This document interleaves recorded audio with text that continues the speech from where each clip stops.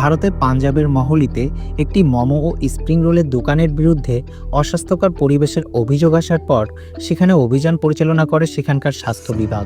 সেই অভিযানে যাওয়ার পর দোকানের ভিতরে একটি ইউনিটের ফ্রিজে মিলেছে কুকুরের মাথা। ভারতীয় সংবাদ মাধ্যম হিন্দুস্তান টাইম বলছে, স্বাস্থ্য বিভাগের সঙ্গে এই অভিযানে ছিল মিউনিসিপাল কর্পোরেশনও। তারা সম্প্রতি একটি ভিডিও দেখে সেখানে অভিযান চালায়। ভিডিওতে দেখা যায় অস্বাস্থ্যকর পরিবেশে বানানো হচ্ছে মোমো ও স্প্রিং রোল।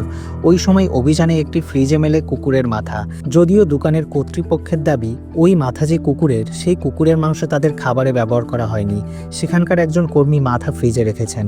হোটেলের ওই কর্মী একজন নেপালি নাগরিক। এই ঘটনার পর স্বাস্থ্য বিভাগের দলগুলো ইউনিটের ভেতরে পাওয়া পচা ও নষ্ট মাংস এবং খাদ্য সামগ্রীর নমুনাও সংগ্রহ করেছে।